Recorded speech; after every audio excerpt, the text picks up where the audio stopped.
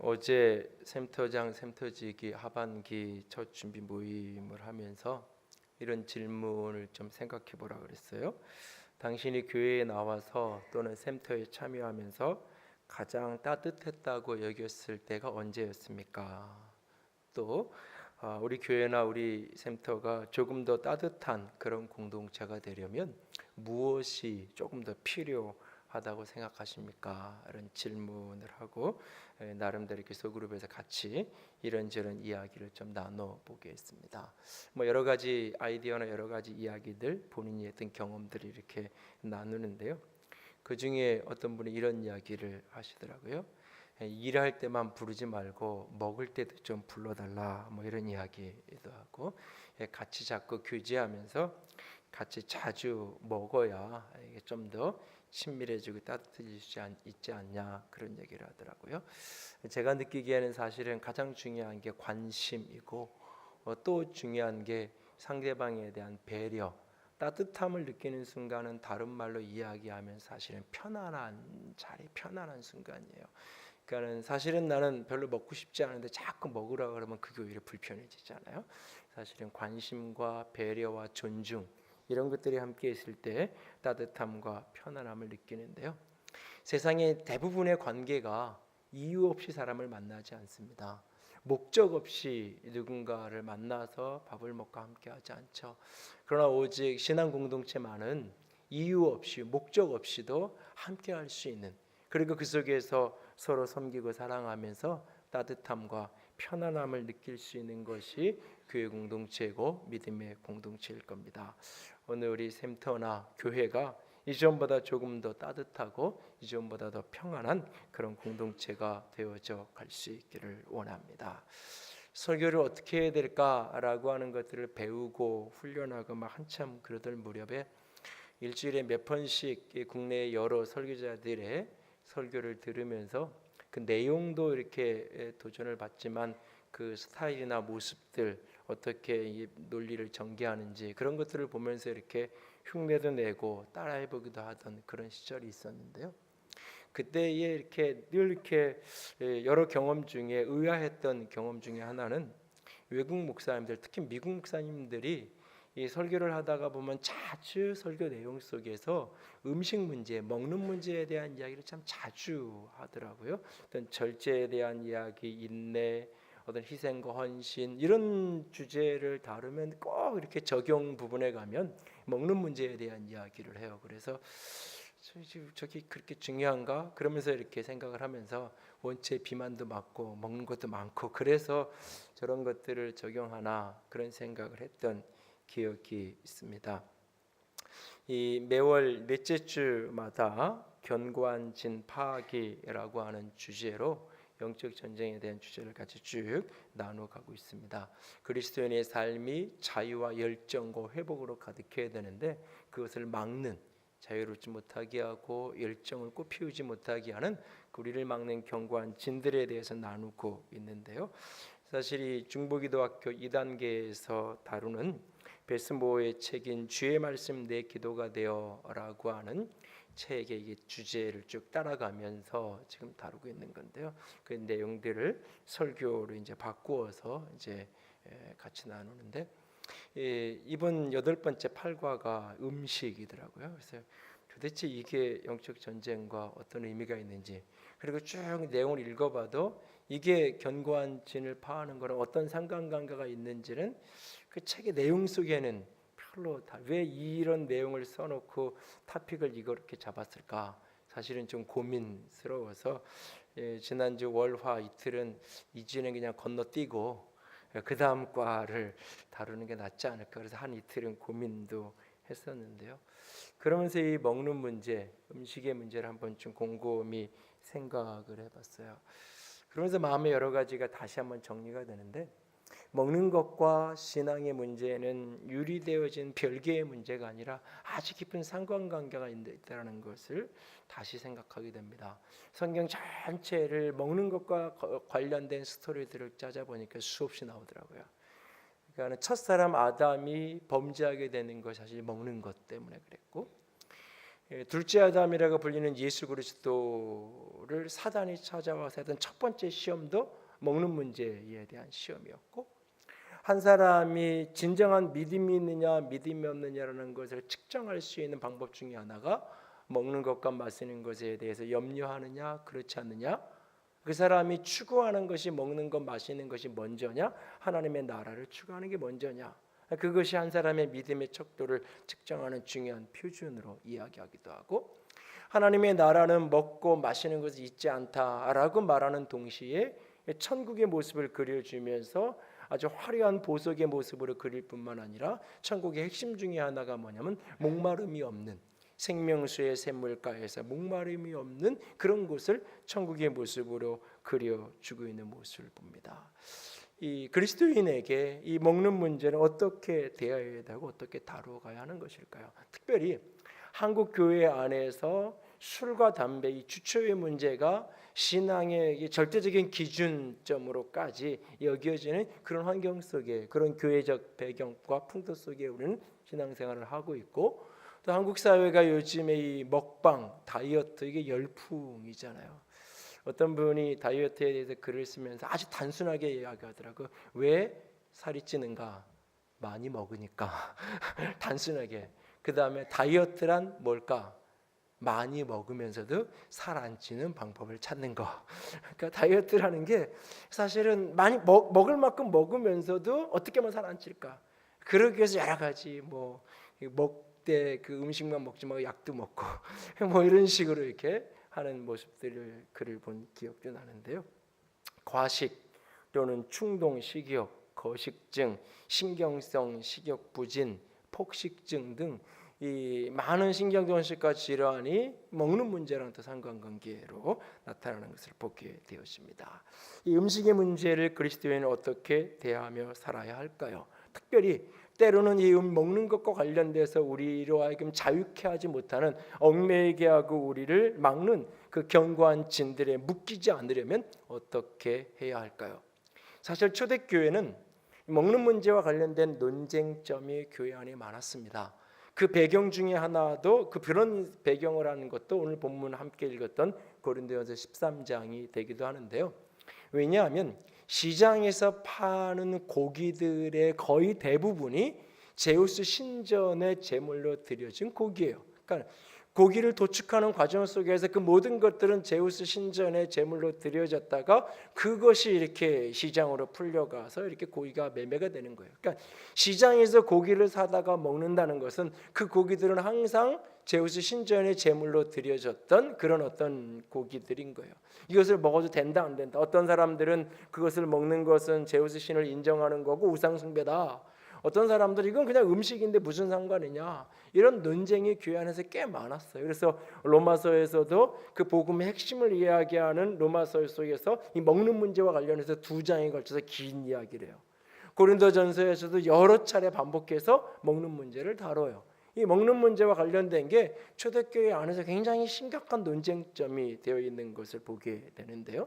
오늘 그 모든 논쟁에 대한 거의 핵심적인 결론으로 정리되어지는 고린도전서 10장의 이야기를 가지고 그리스도인들은 이 음식 문제를 어떻게 다루어 가야 하는지, 특별히 음식과 관련된 견고한 진들이 내 인생을 막고 자유케 하지 못할 때 어떻게 그것을 극복해 가야 할 것인지에 대한 부분들을 조금 더 나누기 원합니다. 첫 번째로 주의 것을 감사함으로 받는 것에서부터 시작해야 됩니다. 음식과 관련된 첫 번째 태도는 모든 것이 주님의 것임을 믿고 주의 것을 감사로 받는 것에서부터 음식과 관련된 견고한 진을 파하는 것은 시작됩니다. 오늘 보면 26절 말씀 보세요. 고린도전서 10장 26절 같이 읽습니다. 이는 땅과 거기에 충만한 것이 주의 것임이라. 이 땅에 있는 모든 것이 다 주님의 것이다 라고 말하고 있어요. 그리고 주님이 우리에게 먹을 것으로 우리에게 축복으로 주신 거예요. 그리고 그 먹는 것으로 인한 그 즐거움은 하나님이 우리에게 주시는 축복이에요. 전도서 8장 15절 같이 읽습니다. 이에 내가 희락을 찬양하노니 이는 사람이 먹고 마시고 즐거워하는 것보다 더 나은 것이 해 아래 없음이라. 먹고 마시고 즐거워하는 것보다 해 아래 더 큰 즐거움이 없다. 이 쾌락은, 이 즐거움을 내가 찬양한다. 이것은 하나님께로부터 온 것이다라고 전도서 기자는 우리에게 말하고 있습니다. 사실은 이 의학들이나 이 바이오 관련된 산업들이 굉장히 발달하면서도 알약 하나만 먹으면, 드링크즈 하나 한 병만 딱 먹으면 하루 동안 필요한 모든 영양소가 다 공급되어서 아무것도 먹을 필요가 없다라고 하는 것들이 광고가 되지 않잖아요. 사실 분명히 만들어진 게 있고 특수한 경우에 사용을 할 거예요. 그런데도 별로 사람들에게 매력이 없어요. 왜? 먹는 즐거움을 빼고 인생을 살아야 될 이유가 별로. 여러분들한테 한번 물어볼까요? 살기 위해서, 일하기 위해서 먹나요? 먹기 위해서 일하나요? 한번 손 들어보세요. 나는 일하기 위해서 먹는다. 손 들어보세요. 아무도 없네. 나는 먹기 위해서 일한다. 손 들어보세요. 이게요, 70년대 80년대 정도에 물으면 대부분 일하기 위해서 먹는 거예요. 그래서 고봉밥을 먹어야 힘이 있어서 일하니까 먹는 거예요. 근데 지금은 더 이상 사람들이 그렇지 않아요. 이 먹는다라는 것은 쾌락이고 즐거움이에요. 그러니까 일하는 목적이 즐겁기 위해서, 내가 행복하기 위해서 일하는 거. 그러니까 먹는다는 것은 내 행복, 내 쾌락, 내 즐거움의 가장 상징적인 이미지예요. 그래서 먹기 위해서 일한다는 가치가 팽배하죠. 그러나 그것이 전부라면, 그것이 끝이라면 그냥 그 즐거움으로 인생이 끝일까? 거기에 이제 고민이 있는 거죠. 그래서 다시 일하기 위해서 먹는, 인생의 목적을 위해서 먹고 때로는 절제하고, 이렇게 이제 이 발전을 해가는 건데요. 모든 것을 먹고 그것에 대한 즐거움을 누리는 것은 하나님께로부터 온 거예요. 그래서 어떤 것은 먹어도 되고 어떤 것은 먹으면 안 되고, 이런 불필요한 논쟁을 가지고 씨름할 이유가 없어요. 디모데전서 4장 3절과 4절 같이 읽습니다. 음식물은 하나님이 지으신 바니 믿는 자들과 진리를 아는 자들이 감사함으로 받을 것이니라. 하나님께서 지으신 모든 것이 선함에 감사함으로 받으면 버릴 것이 없나니. 감사로 받으면 버릴 것이 아무것도 없다고 말해요. 오래전에 이 베냐민 지파의 자손이었던 한 유태인 청년을 좀 이렇게 가이드를 좀 해줘야 될 일이 있어서 거제도를 1박 2일인가 이렇게 여행을 같이 했던 기억이 있는데, 같이 하면서 제일 힘든 게 뭐냐면 그 친구 이렇게 식사를 어떻게 해야 될지 고민이에요. 탕, 전골 이런 집은 가면 뭐가 섞였는지 모르니까 못 먹는 거예요. 제일 편한 게 뭐냐면 횟집을 가면 그냥 본인이 먹고 싶은 거 그래서 이제 날 것을 먹으니까 본인이 먹어도 되는 거 안 먹는 거 구분을 하죠. 마트를 데려갔더니 과자를 고르는데 과자 글씨를 모르니까 표지에 있는 그림만 보더라고요. 새우깡을 올린 보더니 내려놓고, 그러니까 그림만 보고 이렇게 고르더라고요. 그러니까 고린도 그 레위기 11장에 정결하는 음식, 정결한 것, 부정한 동물들, 그러면서 이 정결한 건 먹어도 되고 부정한 거 먹으면 안 되고, 이런 식으로 이렇게 나눠져 있어요. 요즘에 이렇게 몸에 좋다고 이야기하는 많은 거, 장어, 새우 이런 거 다 먹으면 안 되는 거에 들어가 있는데, 사실은 이런 음식들에 대한 이런 것들도 정함과 부정함의 개념의 핵심은 사실 생명과 죽음의 개념이에요. 그 내용을 가만히 들여다보면 사실은, 그래서 그것이 더 나아가서 오늘 예수 그리스도의 십자가의 죽으심과 부활 이후에 모든 것은 다 그것이 파괴되었어요. 그래서 어떤 음식의 규례로 우리를 가둘 수가 없어요. 어떤 것은 신앙인은 먹어도 되고 어떤 것은 먹으면 안 되고, 어떤 것조차도, 참 조심스러운 이야기지만 심지어는 술조차도 그래요. 바울이 디모데에게 포도주를 가끔 쓰라고 이야기를 하는 성경에 명확한 본문이 있잖아요, 사실은. 그러니까 어떤 거는 선이고 악이고 그렇잖아요. 어떤 것이든지 하나님이 주신 것을 감사함으로 받으면 버릴 것이 없다라고 하는 가장 기본적인 사실은 출발선에 놓여 있는 거예요. 어떤 것이든지. 오래전에 전북 고창에 이렇게 전도 여행을 여름에 4박 5일 갔던 기억이 있는데, 그때 이렇게 서울에서 같은 팀이 출발한 다른 팀들은 다 이렇게 목포로 가서 저렇게 해남 쪽으로 내려가는데, 저희 팀만 고창에 가서 이제 새벽 3시에 거기 이제 고창 터미널에 내려놓고 그 기차는 계속 버스는 이제 저 아침 6시까지 이제 해남을 가야 되니까 내려가고 그랬는데, 그때 이제 노숙을 한번 해보니까 이 신문지 한 장이 굉장히 중요하더라고요. 신문지 하나 덮으니까 따뜻하고 없으니까는 춥고 그러던데, 그 이렇게 아침에 일찍 이제 우리를 안내하는 그 거창에 있는 개척교회 하는 목사님이 이제 오셔서 그때 뭐 저희들을 이제 픽업을 해서 갔어요. 가서 이제 뭐 서울에서 대학생들이 와서 전도한다고 왔다 그러니까 아침 식사를 딱 해놨는데, 멍멍이를 잡으셔가지고 이렇게 딱 이렇게 해놓은 거예요. 우리 가택한 침 중에 반은 화색이 돌고 반은 질색을 하고 이걸 어떻게 해야 되나. 그런데 뭐 첫 만남인데 여기다 대고 괜히 실수할 수도 없고, 그러니까는 눈치만 보는 거에 빨리 나가시기를 이렇게 해서 나가고 나서는 이제 잘 먹는 친구들 다 주고 안 먹는 친구들은 이제 떼놓고 그랬는데, 사실은 옛날에 우리나라가 가난할 때 고향의 부모님들이 아들 주려고 복날 되면 잡아주려고 봄에 장에 가서 조그만 강아지 한 마리 사가지고 와서 아들 여름에 되면 내려오면 주려고 그거 키우는 거잖아요. 그래서 아들 내려오면 잡아서 주고 다리 하나 싸가지고 보내고, 그게 가난하고 힘들 때 사실은 그게 자연스러운 정서잖아요. 사실은 요즘에야 뭐 이렇게 5만 원짜리 예방차도 맞춰가면서 이렇게 집에서 안방 차지하면서 그 강아지들을 키우자. 시대가 다르고 분위기가 다르고 문화가 다른 거잖아요. 그러니까 그 정서에서 보면 가난하고 육고기를 전혀 먹을 수 없는 그런, 돼지고기 한 덩어리 사 먹을 수 없는 경제적인 형편이 안 될 때 그게 자연스러운 거고, 그걸 가지고 지금의 잣대로, 특별히 서구 유럽의 어떤 잣대로 이렇게 정죄를 하면 그건 다른 문제일 수 있어요. 얼마든지 어떤 거든지 감사로 받으면 버릴 것이 없다는 것이 가장 기본적인 태도예요. 마태복음 6장 31절에 이런 말씀이 있죠. 같이 읽습니다. 그러므로 염려하여 이르기를 무엇을 먹을까, 무엇을 마실까, 무엇을 입을까 하지 말라. 여러분, 이게요 굉장히 입을 게 없는 가난한 사람의 이야기일 수도 있는데요, 조금 다르게 보면 다른 이야기일 수 있어요. 어제 집에 이렇게 냉동실을 여는데 그 아이스크림이 여러 개가 있더라고요. 어디서 이렇게 싼 게 만나서 한꺼번에 사온 것 같은데 여러 개가 들어있어요. 여러분 딱 널었는데 아이스크림이 하나 있어요. 그러면 고민해요. 무엇을 먹을까 고민해요. 하나 있으면 얼른 먹어야지. 안 먹으면 애들이 먹으니까 얼른 먹어요. 하나 있으면. 근데 보라보컨도 있고 월드컨도 여러 개 있어요. 그러면 고민하잖아요. 뭘 먹을까? 이걸 먹을까? 저걸 먹을까? 어쩌면 이게 무엇을 먹을까, 무엇을 마실까, 무엇을 입을까 하는 이 고민을 한다는 것은 옷장에 걸린 게 많은 거예요. 그래서 도대체 뭘 걸쳐야 될지 고민이 되는 거예요.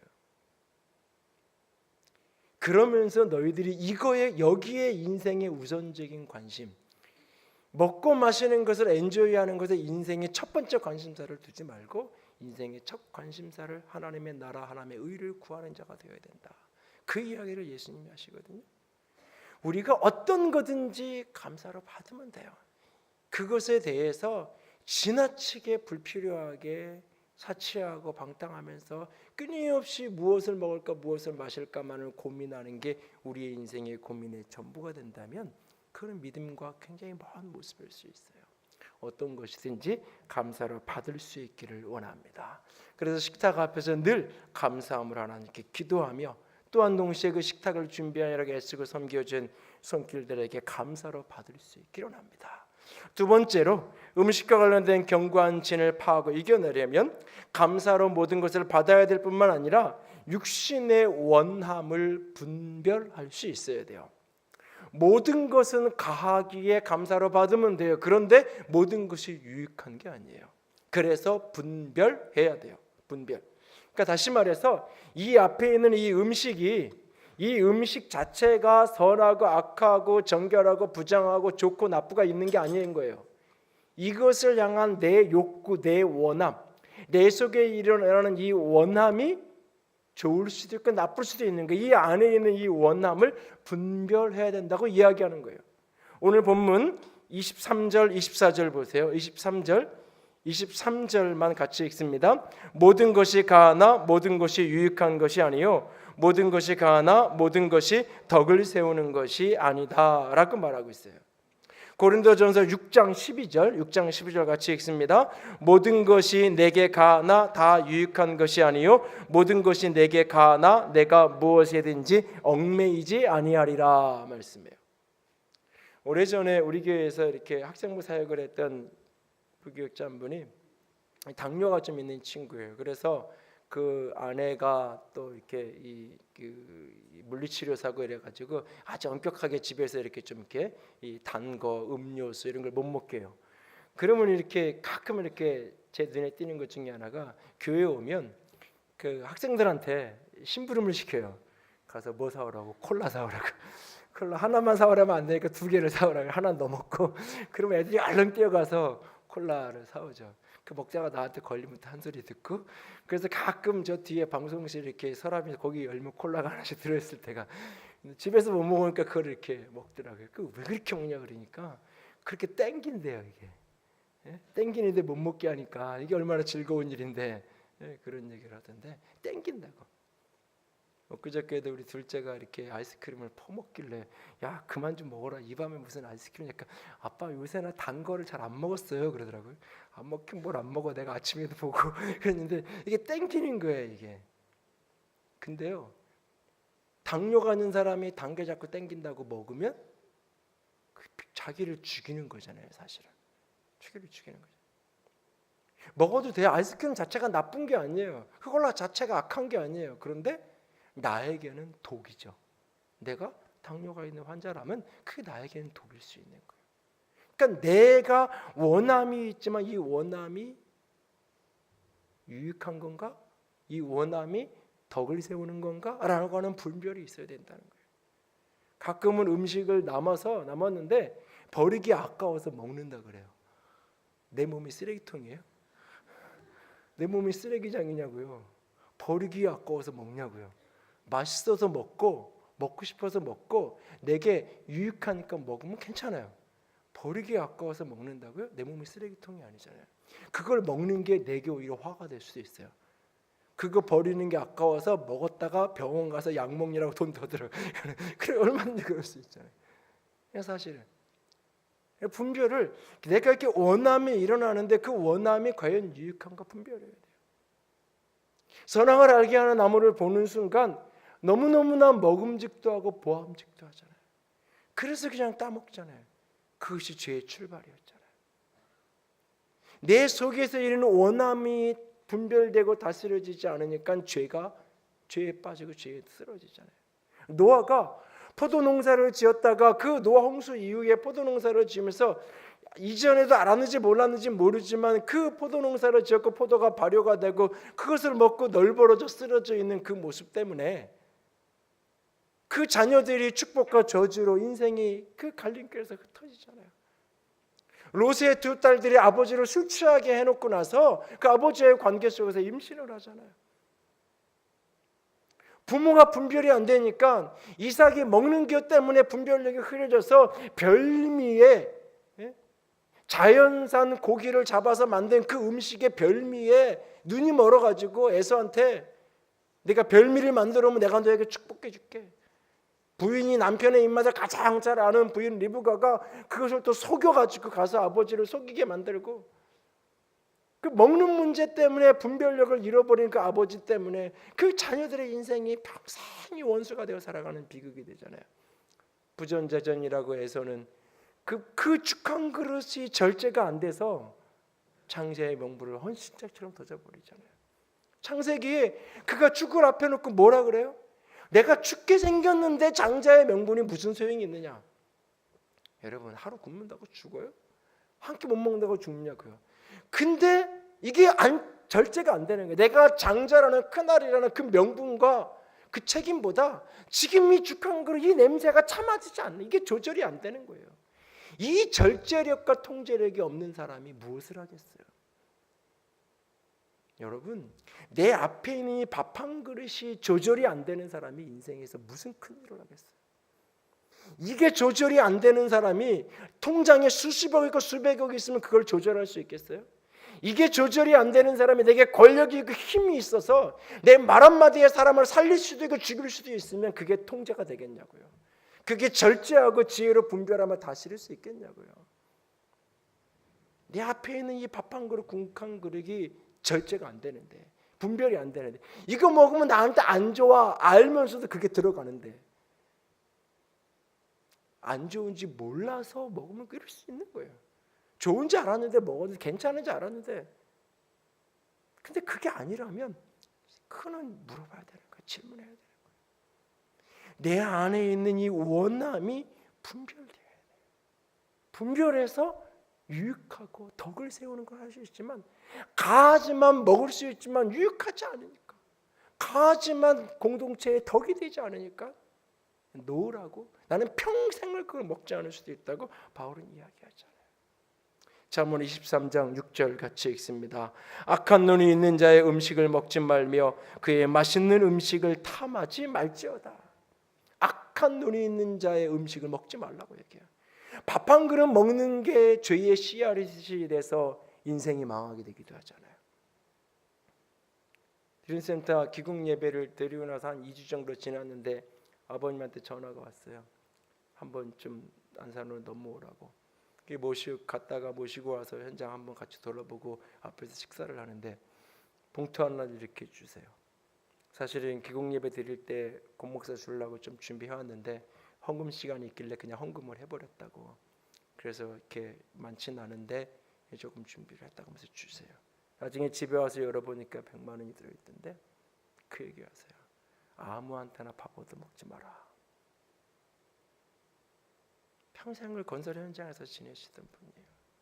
아무나 밥 사준다고 아무나 얻어먹지 말고 네가 살아.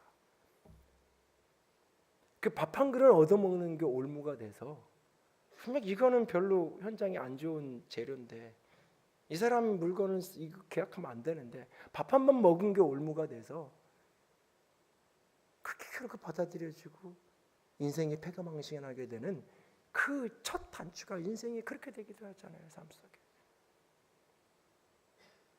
악한 눈을 가진 자의 음식을 먹지 말고 그 맛있는 음식을 탐하지 말라고까지 이야기해요.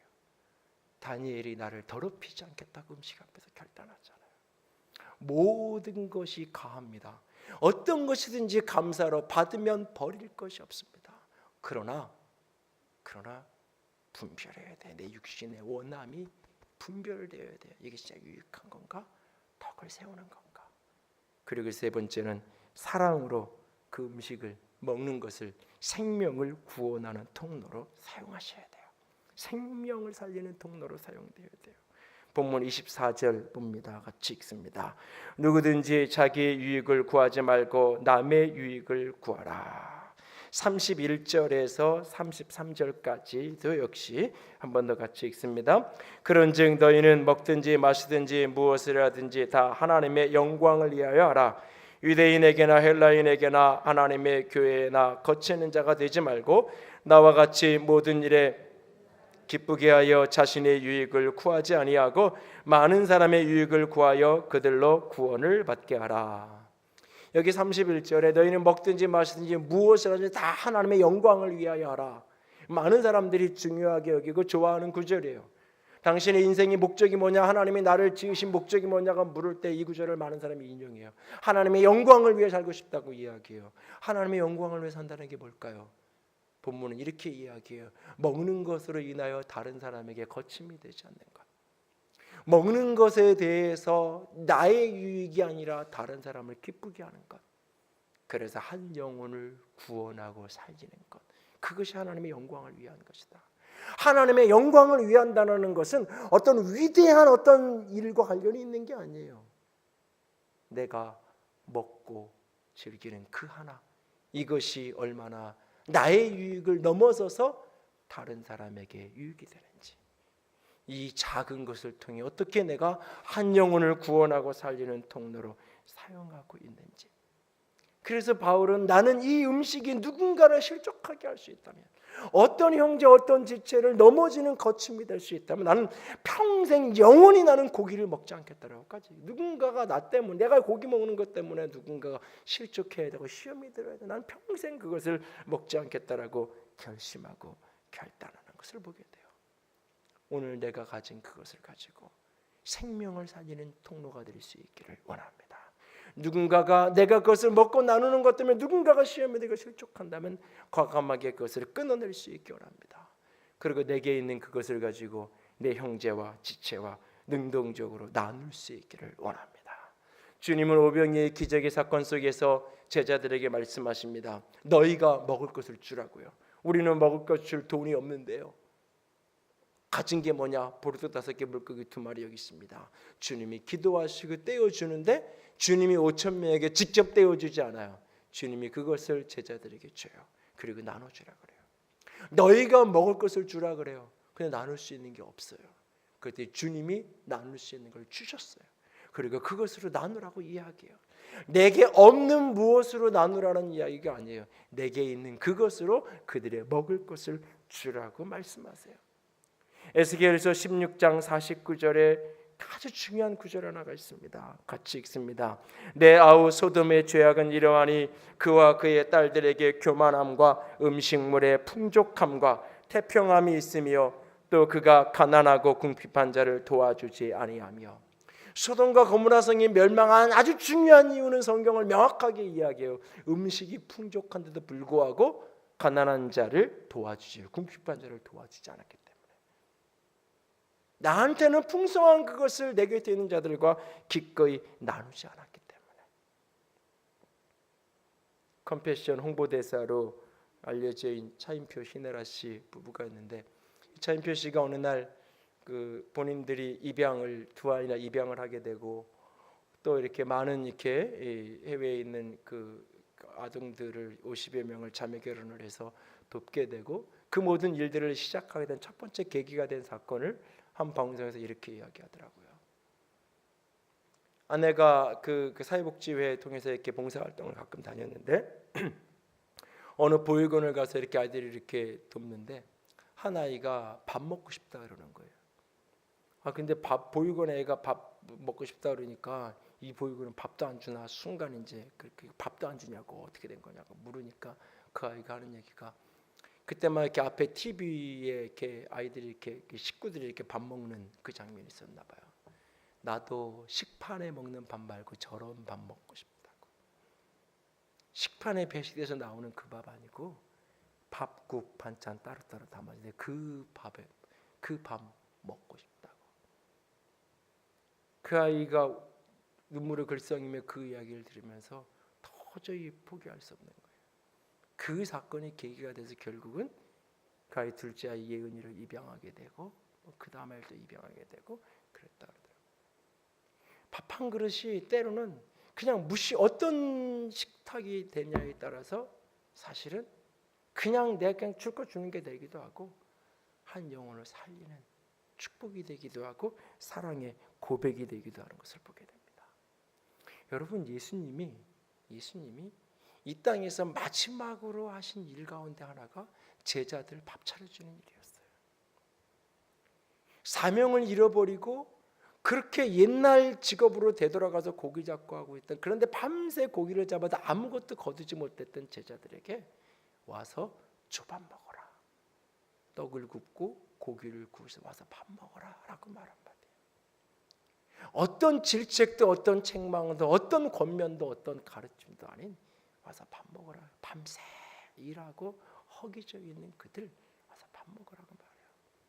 그 말 한마디가 그들을 무장 해제시키고 그들로 하여금 다시 사명에 헌신하게 만들었어요. 내가 차린 밥 한 그릇이 누군가의 생명을 살리는 통로가 될 수 있다는 사실을 잊지 마세요. 한 자매가 이런 간증을 합니다. 얼마 전 영화 오두막을 보았습니다. 영화는 하나님의 사랑을 잘 보여주고 있었는데 저는 상처와 용서, 화해라는 주제로 큰 감동을 받았습니다. 영화의 첫 장면은 이렇게 시작이 됩니다.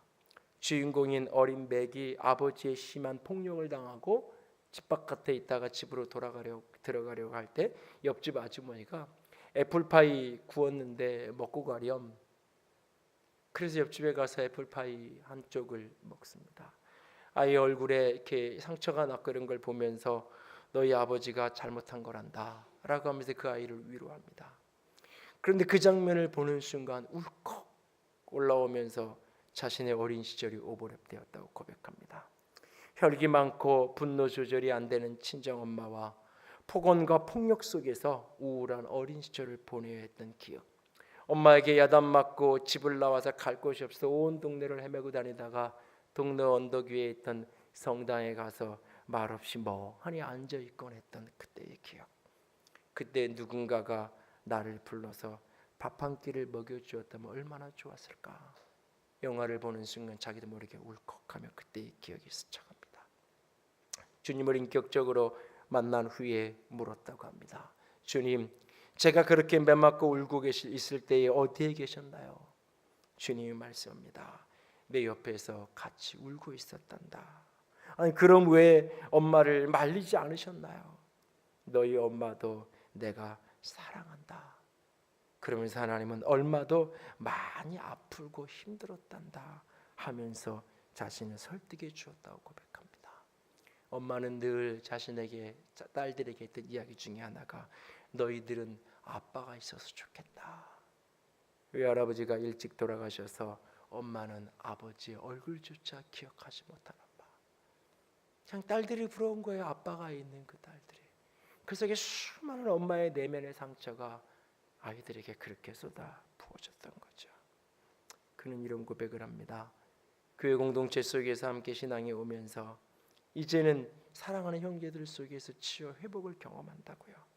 힘들어 우울해 라고 말하면 밥 먹으러 와 하는 지체가 있어서, 힘들어 우울해 할 때 이런저런 신학적인 답변이 아니라 그저 밥 먹으러 와, 그리고 따뜻한 밥 한 그릇, 찌개 한 그릇 해주는 지체가 있어서 이제는 외롭지 않다라고, 이제는 나는 홀로가 아니라고.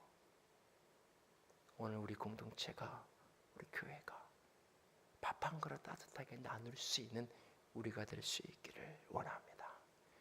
그 어떤 것도 하나님이 주신 것이기에 감사로 받으면 버릴 것이 없습니다. 내 육체의 원함이 진정 하나님의 영광, 지체를 유익하게 하고 공동체로 살리는 길인지 분별하십시오. 그리고 내 개인의 작은 것, 내가 수천 수십억이 생기면 보육원을 만들고 고아원을 만들고 무엇을 하겠다고 하는 게 아니라 오늘 내게 있는 작은 것 하나, 따뜻한 밥 한 그릇, 외롭고 힘든 지체가 눈에 보이거든 나눌 수 있는, 그래서 생명을 살리고 생명을 구원해낼 수 있는 우리 모두가 될 수 있기를 주님의 이름으로 부탁을 드립니다. 함께 찬양합시다. 영광이 맞서서 136번 나의 모습 나의 소유 주님 앞에 모두 드립니다. 모든 아픔, 모든 기쁨, 모든 눈물 받아 주옵소서. 먹든지 마시든지 무엇을 하든지 다 주의 영광을 위하여 살아가기로 작정합니다. 주님, 우리를 붙들어 주시옵소서. 소원하며 같이 찬양합니다. 나의 모습 나의 소유 주님 앞에 모두 드립니다. 모든 아픔 모든 기쁨 내 모든 눈물 받아주소서.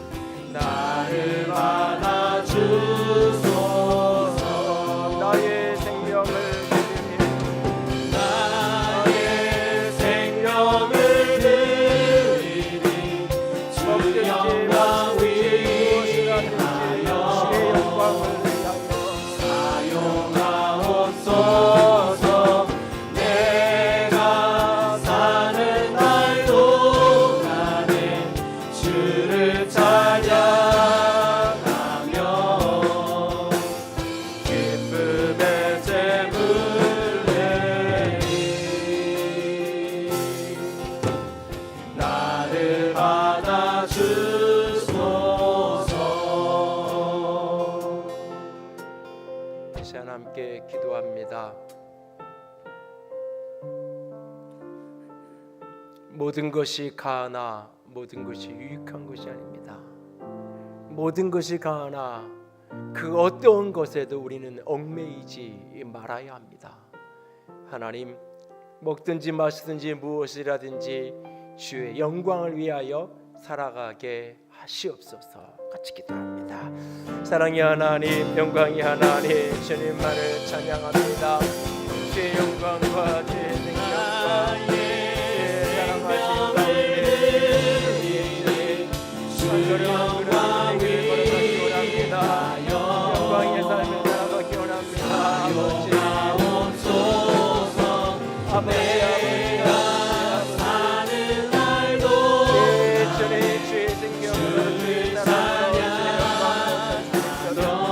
아버지, 나누고 내 것으로 섬기고 사랑하고 귀하고 귀한 생명을 일으키고 생명을 살리고 생명의 영광과 생명의 소망과 생명의 사랑 가운데 걸음걸음 영광으로 걸어갈 수 있는 여러분의 걸어가며 아름다움으로 걸어가며 거룩함으로 걸어갈 수 있는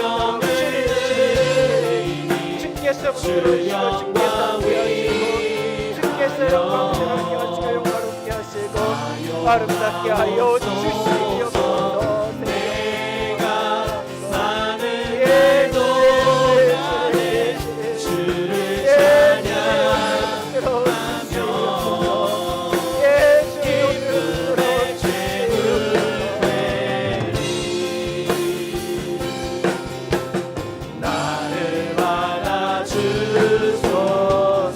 나의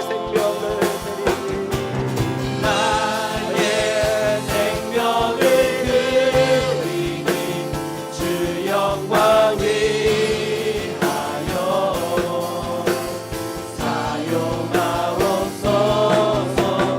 내가 사는 날 동안에 주를 찬양하며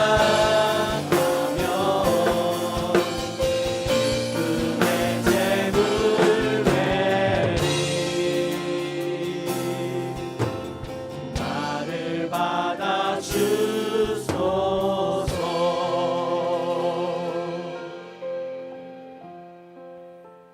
주님 사랑합니다. 먹든지 마시든지 무엇이라든지 주의 영광을 위해 살아가기 원합니다. 모든 것이 가하지만 모든 것이 유익한 것이 아니기에, 모든 것이 가하지만 모든 것이 공동체의 덕을 세우는 것이 아니기에, 모든 것이 가하지만 얽매여지지 않아야 하기에 참 자유로 살아가게 하여 주시옵소서. 내면의 육체의 욕망을 원함을 분별할 수 있는 지혜를 주시고 그 분별한 대로 살아갈 수 있는 결단력과 힘을 허락하여 주시옵소서. 그리고 내 작은 것을 나누어 생명을 살릴 수 있는 밥 한 그릇 따뜻하게 나눌 줄 아는 주의 사람들, 주의 생명들 되게 하여 주시옵소서. 주님 사랑합니다. 주의 이름으로 축복합니다. 우리 주님 예수님 이름으로 기도드렸습니다. 아멘. 이제는 우리 주 예수 그리스도의 은혜와 하나님 아버지의 놀라우신 사랑하심과 성령 하나님의 교통하시며 기름 부으시는 그 은혜가 오늘도 무엇이라든지 주의 영광을 위해 살아가기로 작정하는 모든 이들 위해 이제로부터 영원토록 함께 있을지어다. 아멘.